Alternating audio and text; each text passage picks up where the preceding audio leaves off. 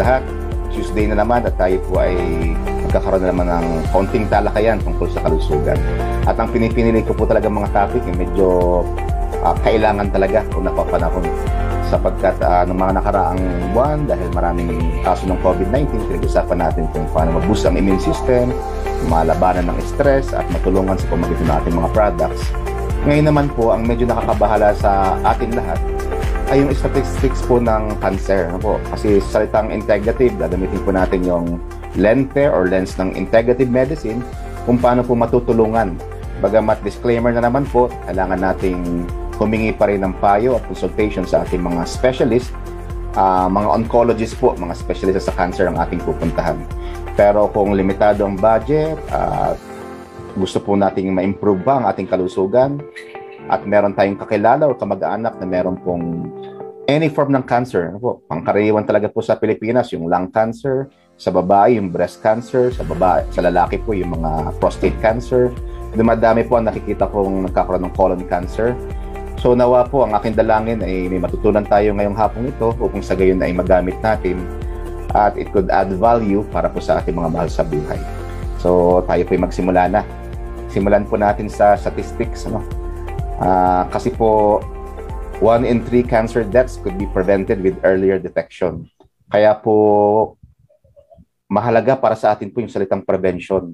Kaya ko po ito ginagawa. I'm very passionate doing lectures or sharing or mga guesting online kasi po napakahalaga po na we educate the people. Isa po yan sa trabaho talaga ng mga doctors. Hindi lang ng mga doctors, pati po tayo sa ating company, yung ating mga business partners, PHP partners. It's our utmost responsibilidad po natin na mag-share ng information, lalo na sa panahon ngayon na napakadali naman po magbigay ng information. Yun nga lang po, medyo maingat din tayo kasi may mga fake news din at may mga hindi naman ganoon ka-accurate ng mga information. Pero ito pong statistics na ito, ang sinasabi nito, kailangan po ma-detect earlier at ma-prevent na mas maaga. Kasi po, mataas po ang cases ng cancer sa nakaraang 5 o 10 taon. Number 1 pa rin ng cardiovascular disease. Number 2 po ang stroke. Ngayon po, ang nagiging number 2 na ngayon is cancer. Yan po nakakalungkot kasi dumadami talaga. Araw-araw na lang po na ginawa ng Diyos sa aming mga clinics dito sa Laguna, sa Quezon, ay padami ng padami ang mga cases po ng mga cancer. So para po sa akin, ang best pa rin at dito talaga tayo papasok, dito tayo makakatulong ay prevention o yung pag-iingat. Makakatulong itong mga pag-uusapan po natin ngayong araw na ito upang sa ngayon ay maingatan natin, especially mga mahal natin sa buhay. Pero the more na may mga tutulungan tayong tao at the more that we add value at information sa ibang tao, darating na rin naman po ito po mga gifts, saka mga benefits, at saka yung mga abundance na tinatawag. Kasi po, alam naman ni Lord na kapag tumutulong tayo sa tao, ay bumabalik po sa atin yan, yung mga biyayang yan. By the way, yung integrative oncology po ay sangay ng integrative medicine. Para po sa mga bagong nakilala ko, ang integrative medicine po ang aking specialization. Yan po ay nakafocus kami sa pagpapagaling ng mind, body, and spiritual. Kasi po ang katawan ng tao ay hindi naman talaga siya physical body lang hindi po itong makina lang na ayusin mo or operahan mo or alisin mo yung isang bahagi at papalitan mo. Hindi po siya ganun. Meron po tayong pag-iisip, meron tayong diwa, meron tayong emosyon, at syempre malaking factors po yung ating pananampalataya dyan. Sa right side po, makikita niyo yung conventional therapy. Ito po yung ini-embrace ng modern medicine. Ito po yung kalakaran, ito yung kailangan. At I highly suggest na kapag ka po talaga may mga bukol na sa tingin ko ay medyo delikado, you really go to the surgeon. Alam naman po na mga kaibigan nating surgeon kung operahan yung hindi. Train po ang mga kaibigan nating surgeon para ma-distinguish kung siya ba ay malignant. Siyempre, kailangan po ng biopsy dyan. Kung kailangan ng chemotherapy or immunotherapy, ang radiation, at yung bago pong lumalabas ngayon, yung stem cell transplant. Pero ang pangkaraniwan talaga po dyan, yung surgery, chemotherapy, and radiation. Immunotherapy, mukhang makakatulong din tayo dyan kasi po nakaka-boost ng immune system at immunomodulator din po ang ilan sa mga products natin. Sa left side po, makikita niyo yung complementary. Ito na po yung integrative oncology, ito na po yung nutritional immunology, ito na po yung natural therapies. First things first po is naturopathic medicine. So ako po masaya dito sa PHP, marami tayong partners na mga naturopathic doctors din. Maraming naturopathic practitioners. Bilang pagbibigay ng affirmation po sa ating lahat, lalo na po sa mga practitioner, patuloy niyo pong gawin. I encourage you na patuloy kayong tumulong sa mga tao. Kasi po, kalugod-lugod para sa akin, sa mata ng Diyos, ang pagtulong natin sa kapwa sa pamagitan ng natural na paraan. Kasi ang inventor naman at formulator naman ng mga natural na gamot, walang iba kundi si Lord pa rin naman, di ba?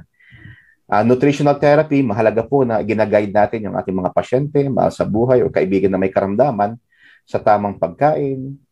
Simple lang naman po ito, anti-inflammatory diet, na-discuss ko po last week. O kaya, simple yung raw o kaya organic foods. More of plant-based, mga natural na pagkain. Kasi ito naman po yung design. Ito yung divine design ng ating katawan, ang intake ng mga natural na pagkain. Kasi may tinatawag po diba ng mga food-like. Hindi naman talaga sila pagkain. Ang food-like po yung mga nasa sachet, mga nasa pakete, mga delata. Especially po yung mga loaded with sugar at saka po itong mga gluten na pag-usapan natin last week. So pakiiwasan po yan bilang naturopathic at nutritional therapist or nutritional immunologist. Sa amin po sa integrative medicine, very important po na we practice what we preach. Ibig sabihin yung ating nire-recommenda, mahalaga na ginagawa din natin.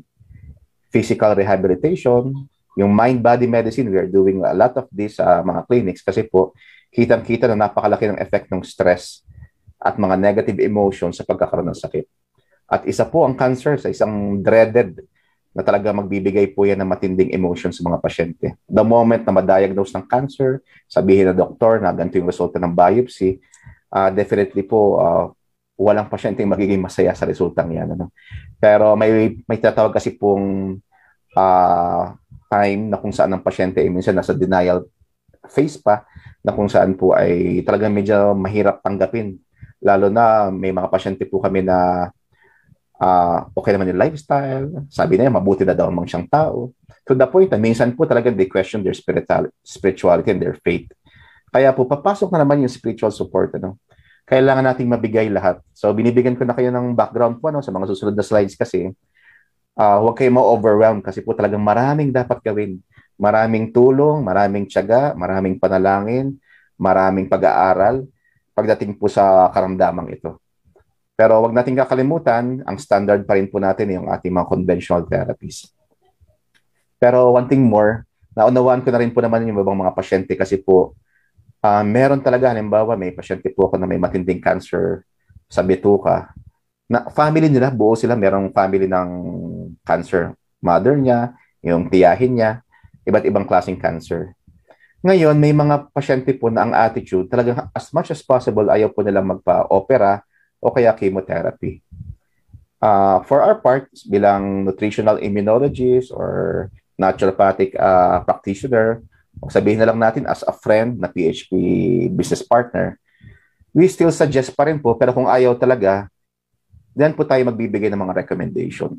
Kasi po meron talaga mga ayaw na, lalo na kung nabalitaan nila na namatay din naman yung kanilang family member, o kaya ay hindi nila kaya yung gastusin sa surgery sa chemo. So, that's the time na tutulong po tayo ng mas mataas na dosaging at bibigay po tayo ng mga recommendations in a holistic approach and way. So, ito po yung integrative oncology. We still use the conventional treatment. Hindi po tayo alternative. Although some of my friends are alternative doctors, walang problema po dun. Pero we are giving the patients choices kung paano po, alin ang kanilang treatment na gagawin. Pero gusto ko pong i-advance na sabihin na ito po ay makakatulong pareho. All healing is divine. Lahat ng pagpapagaling ay galing sa Diyos. Lahat ng pagpapagaling ay makakatulong. Kaya nga lang, mahalaga din po na ang pasyente ay mabigyan ng pagkakataon na pumili at sa pamamagitan ng kanyang gut feeling, ng kanyang intuition, ay makapag-decide siya alin po ang best para sa kanya. Sa clinic po, madalas ay nagre-recommend ako ng combination ng dalawa, ng conventional treatment saka ng naturopathy. Kung ayaw talaga po nila ng conventional, I stick with the naturopathic approach. Yun nga lang po talaga medyo mas aggressive talaga. Mas aggressive po pagdating sa cancer. Kasi po, especially yung mga aggressive cancers na kumakalat na mabilis, mahalaga po ito sa pagpapagaling. Ito na po yung picture ng kabuuan ng lahat. Nahati siya sa tatlo, sa physical healing, sa mind, spirit, at saka po sa social. Ngayon, bakit naman nakasama yung social dyan? Ano po? Very important po ang family support, ang relationship sa friends, ang meron silang pastor or isang pare or spiritual advisor para po ma-improve yung pagpapagaling ng isang pasyente. So, hindi po tayo pwede mag-focus sa isang bahagi lang. Magkakasing halaga po yung tatlong bilog na lang. Nakikita niyo yung kulay red, yung physical, yung yellow, yung mind, spirit, saka yung social. Kung maaari nga po, magkakasing timbang sila sa pagdating sa gamutan. Sa mind and spirit, very important po yung relationship ng stress management and managing the emotions. I highly recommend din po yung meditation kasi po kapag ang pasyente ay nagme-meditate regularly, na-share ko po yan one time sa ating isang session, sa isang talakayan natin. May na-share po ako na isang paraan na parang meditation hack. Ibig sabihin, pwedeng shortcut yung gawin na meditation, yung brain evolution system. Katunayan, bago po ako mag-start today, after galing sa clinic, nagkaroon ako ng ilang minutes pa para meditate. Para po mas clear yung aking mind, mas mabigay ko po yung best na makakaya ko to deliver this lecture. 30 minutes to 1 hour a day, napakalaking tulong po na meditation. So yung brain evolution system, that's a meditation hack. You can listen to it, 15 minutes lang. Katumbas na po yan ng almost 4 hours to sleep. And pagdating po sa physical, may surgery, may pharma, may radiation, exercise and nutrition. Ang dami pong gagawin. Huwag kayo ma-stress dun sa model na yan, pero yan po talaga ang need. Yan ang pangangailangan po ng mga pasyenteng may cancer. Hindi talaga po uubra kung nutrition lang, or surgery lang, or pray over lang. Hindi rin talaga po uubra. Kailangan gawin lahat. Yan po ang message ko for this afternoon. And it takes a lot of patience at saka a lot of spirituality at pagmamahal para maibigay po natin ito sa mga pasyente natin. Ang naalala ko po, siguro mga 5 years ago, meron po akong pasyenteng merong endometrial cancer. Alam niyo po, inayawan niya yung second dose ng chemotherapy kasi hindi niya kaya. Kaya ng financial, kaya ng support ng family, pero hindi kaya ng kanyang katawan. So, nag-research po sila sa nutritional immunology, nagpunta sa clinic. Aside from, sa halip na chemotherapy, nag-decide po siya na gamitin po yung mga natural herbs natin at mga natural products para makatulong or as a replacement din para sa kanyang chemo. Ang naging problema ko po talaga, ang tindi po ng mind-body emotions na meron yung pasyente. Na-measure nga namin sa clinic kasi po yung stress, magitan ng max pulse. So, ang stress level po niya that time, nasa 91. Ang normal kasi po, 50 pababa. So, I know already that this patient, kailangan po talaga bigyan ng pansin, bigyan po ng dagdag na attention, at saka po, tiyaga. So, ang nangyari po, almost everyday siya nagme-message sa akin. Sige po, message na message. Minsan, every 15 minutes, every 30 minutes. Although humingi po ako ng pasensya kapag nasa clinic talaga, di makakasagot po sa clinic. Pero after clinics, hanggang night time, mga 10 o'clock bago ako matulog, I answer. Sagot po ako ng sagot. Siguro po mga almost 1 or 2 months kami na nag-chat-chat itong pasyenteng ito. Just to be sure na i-share ko na rin, na in-extend ko na rin yung friendship sa kanya. And tama naman yung aking mga physical recommendation, mga nutritional therapy. To cut the story short, gumaling po yung pasyente. Yun nga lang talaga po, medyo dagdag na pasensya kasi may mga times talaga po napagpagod din ako. Kahit sino naman, pag napapagod tayo, may tendency tayong na-overwhelm tayo pagdating po sa mga tao na connection natin, especially sa social media. Pero yun nga po, ginagawa ko kasi talaga, basta pag may time na nakaramdam ako ng parang nakakapagod or paulit-ulit or tinatamad ako, alam ko na po ang gagawin dyan. Aside from prayer, ang ginagawa ko sa sarili ko, nagpapasalamat ako kay Lord kasi po nabigyan ako ng pagkakataon dahil kaming mga doctors ang may kapasidad na tumulong sa kapwa. So I just reminded myself with gratitude and prayer, ayun, bumabalik po yung aking energy para po tumulong sa kapwa.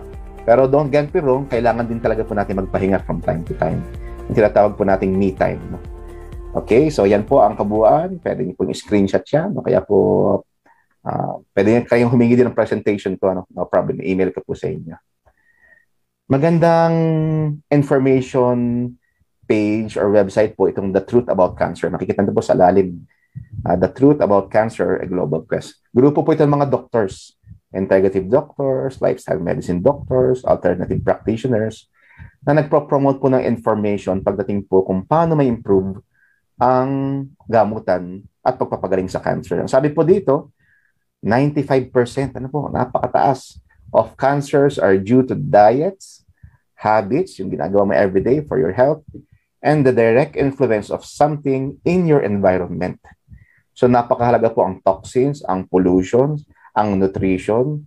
Kaya nga po yung sa physical na pagpapagaling, napakahalaga po ang mga factors na ito. And most of these factors are in your power to control. Ang talagang struggle po ako personally, pagdating sa pagpa-explain sa mga pasyente, is how to motivate. Paano po natin mamomotivate, especially yung pasyente may cancer, na stress, na maaring may broken relationship sa family or asawa niya. Paano natin may ipapaliwanag at mamomotivate na connected ito sa kanyang diet, sa kanyang habit, at saka sa kanyang environment. So you also look at the pollution. Baka po may sobrang daming pollution sa paligid niya or may smoker sa bahay. Tingnan niyo po rin lahat yan, kasi po kailangan talaga nating madetalye at makita yung details ng kanyang kalusugan. Naalala ko, ang kwento po sa akin, ng mga consultants namin, yung mga sinaunang doctors daw po, sometime about mga 1920s, 1930s, bumibisita pala yan sa mga bahay ng mga pasyente. No? Siyempre, hindi ko na kayang gawin yan ngayon, pero ang ginagawa nila, history taking, kakausapin yung family, tinitignan po yung kung anong kinakain sa bahay, tinitignan po sa bahay kung may mga toxins sa paligid. Ganun po ang mga sinaunang doktor. I wish, I pray na magkaroon akong time sana para magawa yan. Pero ang ginagawa ko po talaga, ini-interview ko ng gusto yung mga patients. Kasi po, these are factors na malaki pong tulong sa kanyang pagpapagaling. Gusto ko rin pong i-share sa inyo yung subject at science ng epigenetics. Ang sinasabi po dito, we are not controlled by genes. Kasi po yan ang sinasabi ng medisina, ng modern medicine. Kapag genetic, may family ka ng cancer, mataas yung chance may cancer ka din. Tama din naman po yun, wala namang problema doon. Pero ang sinasabi po dito, hindi kasi may express yung mga genes or hindi magmamanifest ang cancer o ang sakit kung nag-iingat ka. Balikan natin yung isang slide kanina, diet, habit, at saka environment. So kung toxic ang environment mo, poor ang diet mo, poor ang iyong health choices, napakataas ng chance na magkaroon ka ng cancer. Lalo na kung may lahi ka ng cancer. Sa kabilang dako, kung ikaw naman ay maingat sa katawan mo, okay yung habits mo, clear yung environment mo, malapit ka sa nature, mababa yung chance na magkaroon ka ng cancer. Sabi dito po sa baba, we are not in the code, we are not the code, we are the writers of the code. So ano po ang dating sa akin itong epigenetics? Bakit ko po siya gusto? By the way, ang mga proponents po nito, mga nagsimula, sila Dr. Joel Wallach sa Amerika, saka yung favorite ko po na napakahusay na doktor, si Dr. Bruce Lipton. Pwede niyo silang pakinggan, pwede niyo po silang i-search sa internet o kaya sa YouTube. Ang dating po sa akin ng epigenetics, it empowers us. Binibigyan ng subject na ito ang tao na magkaroon ng control sa kanyang kalusugan, sa kanyang decision making pagdating sa cancer. Especially po sa salitang prevention. Kasi kung alam mo sa sarili mo na you're empowered, alam mo na mayroon kang control sa iyong kalusugan, makakapag-ingat ka, hindi po magmamanifest ito po mga sinasabi nilang mga genetic predisposition. So napakagandang subject at unti-unti po nitong pinapabulaanan ang statement na pag may lahi ka ay magkakaroon ka na ng cancer. Sa kabilang dako, naniniwala din naman po ako talaga na kapag may lahi ka, para sa akin po times 2 ka dapat na mag-ingat. Dapat po mas maingat ka kumpara po sa walang lahi ng cancer. At the end of the day, ayon po sa naturopathic medicine, lahat naman tayo may cancer cells. Lahat naman po. Hindi kayo dapat matakot sa statement na yon, kundi kailangan maging proactive po tayo sa pag-iingat sa ating kalusugan. Bakit po hindi naman nagmamanifest yung cancer sa katawan natin? Kasi po meron tayong napakagandang immune system na regalo sa atin ni Lord na kung saan napoproofread po ng ating DNA at ng ating dugo at ng ating immune system yung mga maling transcription sa loob ng ating katawan. Kaya lang, pag na-overwhelm po ang ating immune system, pagod, puyat, stress, nutritional deficiencies, too much sugar sa pagkain, problem sa relationships, talaga pong babagsak po yung immunity natin. That's the time na magmamanifest ito pong mga different forms ng cancer. Ito na po yung summary, ano? Napakadami. Pero saan tayo makakatulong, mga PHP partners? Sa chronic inflammation, malaki pong tulong natin. So, we have this very powerful natural medicine. Alam na po niyo yan, yung ating quercetin at saka yung ating curcumin. These are very powerful anti-inflammatory. Malaking tulong din po ang PHP products sa ating oxidative stress. Kasi po, we have this wonderful glutathione enhancer, yung ating pong Glutamix, na bagamat nababrand po yan sa health ng ating skin, pero napakalaking tulong po yan kasi po yan po ang guardian of the cell at yung ating master antioxidants. Hindi tayo makakatulong sa pharmaceutical, ipagpaubaya po natin ito sa ating mga oncologists.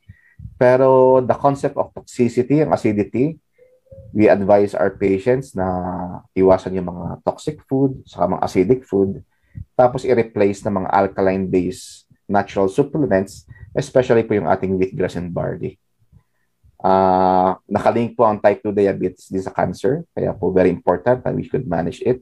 Kung may diabetes po at nagkaroon pa ng cancer, napakalaking tulong po yung ating mga supplements din, especially yung ating SUC blocker. We advise our patients na mag-exercise, maglakad, mag-zumba kung meron, or pwedeng TikTok kung yun ang type, medyo bata pa yung pasyente. Weekend immunity, malaking pong tulong natin dito kasi our products, most of our products, almost all, are immune boosters. Meron ding mga immune modulators. So, anong difference po? Ang immune boosters po, pinapalakas ang ating immune system. Ang immunomodulator, binabalanse po niya. Kasi hindi rin po pwedeng sobrang hyper-immunity. Hindi pwedeng sobrang lakas ng immune system kasi magkakaroon po naman yan ng mga allergies o kaya po itong tinatawag na autoimmune diseases. Kasi po, magbabackfire naman sa ating immune system natin, hindi rin maganda.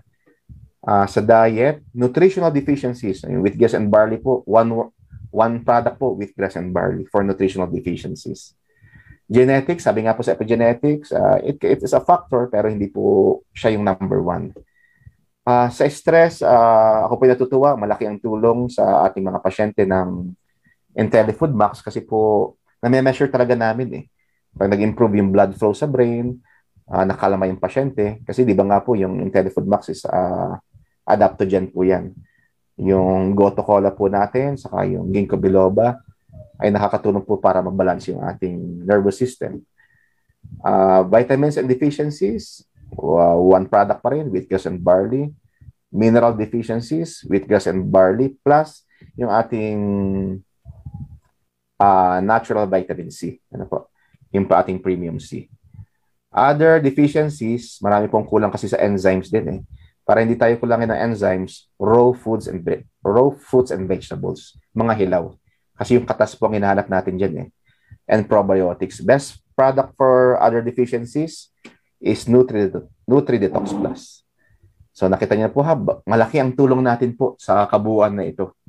Although, masasabi ko sa mga kaibigan natin po ng mga specialists sa pagdating sa cancer, talagang ang focus talaga po nila in pharmaceutical lang. At napakalaking tulong naman talaga din po. Pero ang gusto ko pong ipakita dito, ang laban ng cancer ay malawak. Kaya marami tayong pwedeng itulong. Siguro ang challenge po talaga din minsan ay paano tayo makapag-transfer ng belief, ng paniniwala sa mga pasyente, especially kung ang family po ay hindi naniniwala sa natural cures. Hopefully, makatulong po ako sa inyo dyan. Kung may mga patients kayo na nagdadalawang isip, pwede po ninyong i-connect sa akin para kahit pa paano po mabigyan ko ng recommendation. Minsan naman po, ang hinahanap din ng mga pasyente yung manggaling lang sa bukang bibig ng isang doktor. Pero anyway, ano po, responsibilidad po nating tumulong at kung minsan po ay mangulit pa. Naalala ko pagdating po kasi sa kakulitan, ang makukulit po sa sa buhay ko talaga mga maring sa inyo din ano po. Ito po mga insurance agents, 'di ba? Ang kukulit po ng mga 'yan. Pero kaibigan ko po 'yan. Ang dami kong kaibigang insurance agents sa insurance. Yung mga company na may mga life ano po, puro insurance agents 'yan. Alam niyo kung bakit po sila makulit? Siguro secondary na lang po yung commission na lang, kikitain nila doon. Kaya sila makulit po kasi ang dami na lang mga cases na hindi nabigyan ng insurance, tapos namatayan yung pamilya, ang daming dependent. Yan po ang nagbe-break ng heart ng mga insurance agents. So bakit ko po siya gustong ikwento sa inyo? Hopefully po maging ganun din yung ating attitude, ano? Na we should be makulit din, ano? I-push natin, i-recommend natin, i-follow up natin yung ating mga pasyente na meron po mga gantong karamdaman. Kasi po alam natin makakatulong eh. Alam nating mahalaga. Siguro lang, kaya minsan yung iba ay hindi open, kaya po hindi po ganun ang belief. Maaring kulang din naman po sa education, maaring kulang din po yung kaalaman, maaring kulang yung research o yung pag-aaral. Or might be, baka talagang meron naman talaga silang mga bias din. Pero alam niyo po, ito yung panahon, ito po yung best time para tayo ay mangulit at magsilbi sa mga tao pong may sakit at karamdaman, lalo ng cancer. Napakadami po. Metro Manila, sa buong Pilipinas, napakarami. And hopefully po ay hindi natin na-experience sa buhay natin yung alam nating meron tayong solusyon, tapos nabalitaan na lang natin ng isang kaibigan or mahal sa buhay na namatay sa cancer without giving some effort man lang na may recommenda po yung ating mga products. So ito na po, kung how can we beat cancer? 5 steps lang po. First things first, like any health protocol, you should eliminate the toxins. Detoxification po talaga yan. From your body and the environment. Hindi po pwedeng cleansing lang sa loob, dapat po pati sa labas. Kasi magkakonekta po yan eh. Be sure na maganda yung quality ng air.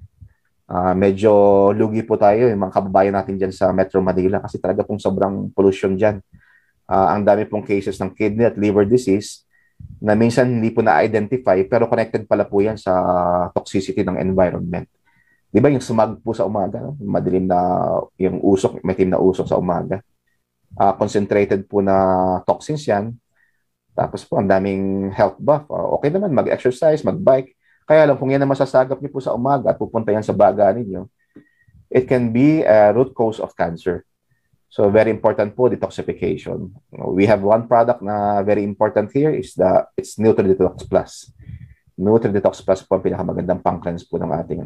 I-add po natin yung curcumin, makapag-cleanse po tayo. Sa environment po, be sure na clean ang environment. Medyo bawasan talaga po ang paggamit ng mga detergents, saka ano mga na-tackle natin po ito sa ating topic about detoxification. Kung hindi naman maiwasan yung paggamit ng mga Clorox or walang ibang alternatives, at least mag-mask po sa paglilinis. Ang dami ko na naging pasyente po na toxicity related. Halimbawa po, yung kahapon lang, nagkaroon siya ng problem sa eye, sa baga, sa kidney. Kasi 15 years na po siya nagpipintura ng mga bahay and hindi siya gumagamit ng mask dati. So, naniningil itong sakit na ito sa kanya ngayon. Kaya po, pero alam natin ang solution, detoxification. Ano? Binigyan ko po siya ng, wala na kasi yung available na NutriDetox Plus. I gave him premium NutriDetox capsule 6 times a day. Secondly po, making your body as inhospitable to cancer as possible. So, 2 points na mahalaga po dito, ayaw ng cancer sa maraming oxygen. So, kailangan po dumaming oxygen po sa katawan ng isang pasyenteng may cancer. Paano natin gagawin ito? Simple lang, water therapy. Hopefully ay alkaline water na may mga minerals. And secondly po, breathing exercise, through exercise, saka po meditation. May bago pong technology ngayon yung ozone therapy, saka po yung hyperbaric oxygen.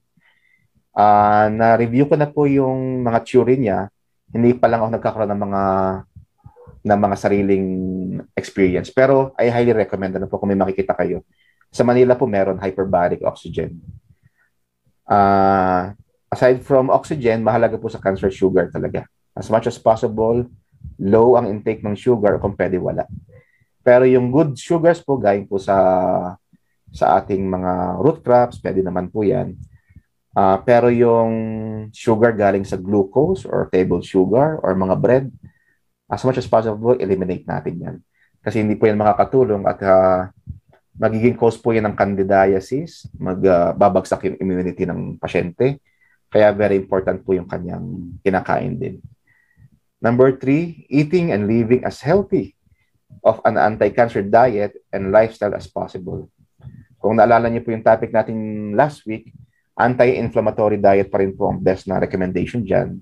Tapos kung may mga issues po ng candidiasis or yeast sa bituka, malaking tulong po talaga ang gluten-free diet or low-gluten diet at saka po itong FODMAPs, kung naalala niyo po last week. Ano? So very important po lahat yan. Pero i-check din po natin yung mga patients natin kasi po depende yan sa kanilang energy, sa kanilang appetite. Pero kailangan nilang kumain kasi po yan. No? Mahalaga po na pumasok yung lahat ng nutrisyon dahil po ang estado ng isang pasyenteng may cancer, para ba siyang sasakyan, kotse na takbo ng takbo, na humihina yung brake niya, nauubos yung gasolina, kumakatok yung makina. Ganun po ang analogy ko po sa isang pasyenteng may cancer. So you need fuel, you need to change the oil, you need to ayusin po yung gulong. Kasi po ganun po ang sasakyan, ano, kailangan po talaga i-maintain. Number 4, building and maintaining healthy immune system. So kabisado natin yan sa nutritional immunology. We have all the herbs and combinations and palagi ko pong ina-affirm yung ating research and development. Kasama po, syempre, panguna po ni Sir Don pagdating po sa ating mga products. And number 5, taking strong anti-cancer and immune-boosting herbs and other supplements. So, malaki pa rin po ang tulong natin dyan. Kasi po, wala namang deficiency ng chemotherapy. Ano po? Wala namang deficiency ng chemo drugs. Pero maraming deficiencies ng nutrition at ng mga immune-boosting herbs. So, huwag yung kakalimutan po yung 5. Simple lang siya. Bagamat simple, medyo malawak po ang kanyang sakop. Pero huwag kakalimutan po yung each steps sa mga sumusunod. Ano? Hindi rin kasi magiging effective po itong number 5, anti-cancer immune-boosting herbs, kung hindi tayo mag-eliminate ng toxins yung number 1. Kaya siguro po, ayon sa mga doctors ng Truth About Cancer, number 1 pa rin po ang eliminating toxins. Okay? Sa pagkain, alam na po niyo ito, no? Binigyan ko ng acronym, nakita ko lang siya, so ako po ay natuwa. Eat less crap, carbonated drinks, sugar, refined sugar, artificial sweeteners, especially po itong mga processed talaga, kagaya po ng mga phenyl ketonuric, saka po itong mga, sadya na po, magbabanggit ako ng mga brands, ano, yung mga Splenda na yan, yung mga Equal na yan, huwag, ano po. Kahit pa sabihin nilang no sugar added, ang may go signal po sa akin talaga, as much as possible, is stevia. Ayan. Honey po, medyo maingat tayo dyan kasi po, meron talagang mga halo eh. May mga sugar na kasama siya. At syempre, processed foods. Basta nasa sachet, nasa pakete, delata, frozen, processed food po yan. Hindi nabubulok, ilagay mo sa table mo, hindi nabubulok, processed food yan. Tapos simple lang naman ang kakainin. Fruits and vegetables, organic proteins, omega fatty acids. Pwede naman kumain ng fish, ano po, wag lang i-fried palagi. At saka uminom ng alkaline, mineralized water. Hindi po natin nire-recommend dito mga commercialized na mga distilled water sapagkat maaring clean water siya pero hindi po siya healthy water. Acidic po ang mga distilled water. Okay? So, cancer is largely a disease created by man. Tao din pong gumawa niyan eh. The only answer that can explain the rise of cancer, which correlates precisely with the increased incidence of cancer, is toxins. Yun lang po ang mahalagang word dito po sa slide na ito. This is especially so if you consider the various forms of radiation to be toxins din. Ang nakakalungkot, kailangan nating aminin din na malamang sa malamang, ito pong ating chemotherapy at saka bagamat malaking tulong, pero considered as toxins pa rin siya. Di ba, ang simpleng definition po ng toxins is form of chemical na hindi dapat nasa loob ng katawan natin. Toxin siya. Kapag nasa loob siya natin katawan, kailangan ng ating katawan, nutrient, vitamins, minerals. Kapag lason, hindi siya dapat nasa loob ng katawan natin. Although you can hear me saying na I have to admit, talaga pong mas bias po ako sa natural cures. No?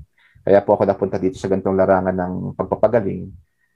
Pero sa mundo po ng medisina, para sa akin, hindi man kailangan po na nagtatalo pa or versus or magsapawan. One thing sure, for sure, kailangan pong may choices ang mga pasyente. Tapos sabi nga po ni, again, i-quote ko po si Dr. Willie Ong, hindi naman ako nangangampanya. Pero ang gusto ko na pong maganda yung sinabi niya they can coexist.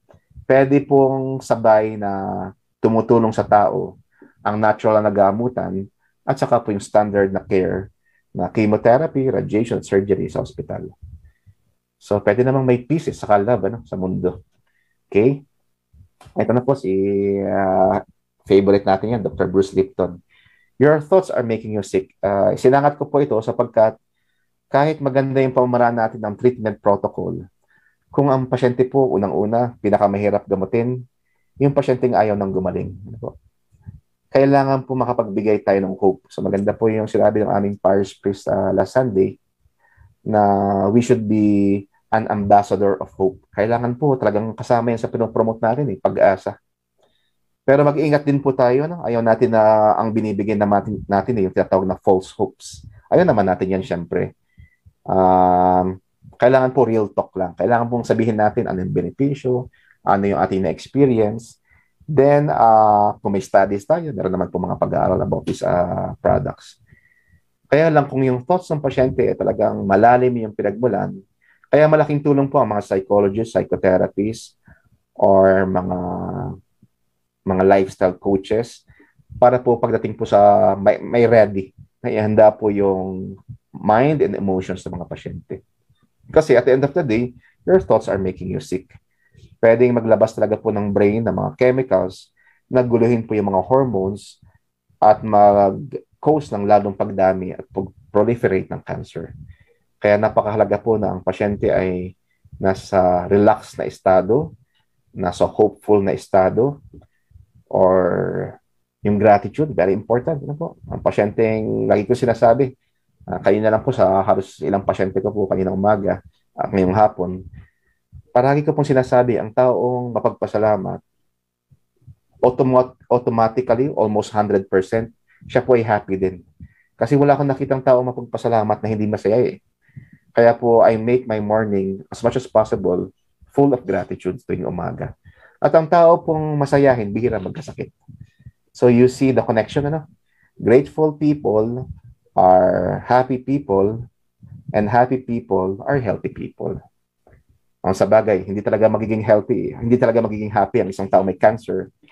Pero if you give hope, maging friend tayo sa kanila, at i-explain natin itong mga bagay na ito, malaking tulong po yan pagdating sa pagpapagaling.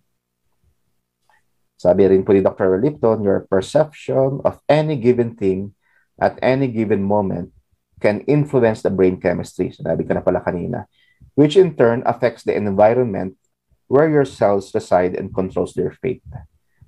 So very important po kasi yung plasma, yung environment ng mga cells natin. Nandyan kasi yung nutrition, yung sustansya, yung mga neurotransmitters, neurochemicals. Pero kaya po siyang diktahan ng utak eh. Two things, sa pamagitan po nating thoughts, ng ating iniisip, saka ng ating perception, at ng ating emotions, ng ating nararamdaman. Kaya very important po sa buong maghapon ay maging dominant ang mga positive emotions po. Kung hindi maging happy or hindi maging grateful, at least maging hopeful. Nagkaroon ng pag-asa. Alam niyo po, isang nakakawalan ng pag-asa talaga. Personal lang naman sa akin. Minsan, yung politika po, nakakawalan ng pag-asa, hindi ba? Anyway, hindi natin pag-uusapan yan, pero ako po hopeful pa rin. Hopeful pa rin na magiging maayos ang ating bansa, maayos po ang ating healthcare system, at saka po ang relasyon ng bawat tao. Hopeful din po ako na pagdating sa social media, mabawasan na yung mga bashers, yung mga toxic na nagko-comment, o yung mga judgmental na tao. Ayan, yan po ang aking perception. Kaya po, hopefully nahahawanan ko kayo ng aking uh, positivity. Okay, yan po, akin pong nireview yung mga ways or keys ng beating cancer. Dako na po tayo sa ating mga product recommendation. No? Glutathione. Ano po? Ma-amaze talaga po kayo dyan sa glutathione. Eh. Unang-una, meron talaga tayo sa loob ng katawan yan. We have this sa ating cells. Sabi ko nga kanina, guardians of the cell. It supports the immune system, helps to prevent. Hindi lang basta prevent, pati treat na rin. So, nag-claim talaga po ang mga glutathione promoters saka enthusiasts na nagpre-prevent siya ng cancer. So again, hindi po ito yung pampaputi lang. Ano po? Kasi may mga IV, glutathione. Kung titignan niyo po yung formula ng ating Glutamix, nandyan po yung mga precursors, bagamat may glutathione na, yung silimarin kasi, at saka yung ibang mga sangkap niya, binuboost po niya yung internal glutathione. At yan po ngayon yung magpapalakas ng ating immune system. It will detoxify the body from free radicals. Alam niyo po yung free radicals, ano? Parang may nasusunog sa loob ng ating katawan, may inflammation. Parang papatayin niya yung sunog o yung pamamaga sa loob ng ating katawan. It recycles the antioxidants for reuse. It is the master detoxifier and most powerful antioxidant. Ito na pala, controls inflammation. So that's why it's very important na pagdating sa pasyente may cancer, ang recommendation ko po dyan, 6 to 10 capsules talaga. Pero check na rin po yung abilidad o kakayanan ng pasyenteng bumili ng mga products natin. Tulungan natin sila maka-discount. Kung hindi pa kaya, at least mag-start po ng 3 to 6 capsules a day. Dito sa left side, makikita niyo po yung term na apoptosis or yung programmed cell death. May kakayanan po ang ating curcumin galing sa product nating Turcumin na para po siyang chemo drugs din. Ano? Kasi po dumidikit siya sa cell ng cancer cells, then immediately po pasasabugin niya, papuputokin niya yung mga cancer cells. Ganun po kumilos ang curcumin. Ang maganda po nito, hinaluan po siya ng bioperin para po mag-multiply ng times 1,000 yung antioxidant activity ng curcumin natin. Para mabilis naman siya ma-absorb sa ating bituka, nandyan po yung inihalo ng ating R&D na wheatgrass and barley para po mas mabilis pong pumasok sa ating katawan. So, sinasabi din po ng Truth About Cancer na ang curcumin is a very powerful anti-inflammatory at saka po prevention para sa any form ng cancer. Recommendations po, kung kaya po ng 10 capsule, 2 to 3 times a day. Especially kung aggressive at lalo na kung ayaw na po mag-chemotherapy ng pasyente. Pero kung may chemotherapy po, no problem. Pwede po naman ng 6 capsules lang a day. 2 sa umaga, 2 sa tanghali, 2 sa hapon. Pero kung umayaw yung pasyente, by the way, ang akin pong paalala lang, hayaan natin mag-decide yung pasyente kung pipiliin ba niya ng natural cures o kaya po ang gamutan sa ospital. Kung pinili niya pareho, magbawas po tayo ng dosage. Kung ayaw na talaga niya ng chemotherapy sa ospital, kagaya ng isang pasyente yung kwento ko kanina, dahil hindi niya kaya yung mga side effect, that's the time na bibigay po tayo ng high dose. No? Pwede kong sabihin, very high dose pa. Mas mataas na dosaging. Kasi po, i-replace natin yung nawalang chemotherapy. Magbibigay tayo ng mas mataas na dosaging. Like any other recommendation, kung napansin niyo po yung mga recommendation ko the previous weeks, pwede rin naman po talaga magbigay ng lesser dosage, halimbawa 10 capsules muna a day para lang makilala ng katawan. Kaya lang, pag cancer kasi po ang pinag-uusapan, kailangan may element ng urgency na tayo po ay naghahabol. Hinahabol po natin na kumalat pa yung mga cancer cells na ito. That's why talaga medyo aggressive po tayo pagdating sa dosaging. So ito po yung ating Curcumin Plus. Very powerful ang curcumin po pagdating po dyan. Ang maganda po nito, apoptosis, papuputokin niyo yung mga cancer cells. Check niyo po dito sa left side yung last sentence, while leaving the healthy cells unharmed. Yan po ang napakalaking difference po ng natural cures pagdating sa chemotherapy. Kasi alam niyo na po, kapag chemotherapy, damay lahat. Damay yung healthy cells, damay po yung mga normal cells. At bumabagsak din yung immune system. Pati nga po yung mga probiotics, mga good bacteria sa bituka, nawa-wipe out po yan ng chemotherapy. Pero yun pong pinagkaiba at positive point ng ating curcumin. Leaving the healthy cells unharmed at mas healthy pa. Yun po nagagawa niya. And finally, yung ating quercetin. So this is very important kasi po meron din siyang curcumin. Meron din po siyang piperine galing po sa black pepper. Pero yung quercetin po ng Sophora, yan po yung isa sa powerful talaga. Ako po ay natutuwa kasi ang bilis kong makakita ng mga pasyenteng, especially mga breast cancer, mga bukol, talagang nababasag po siya naghihiwa-hiwalay.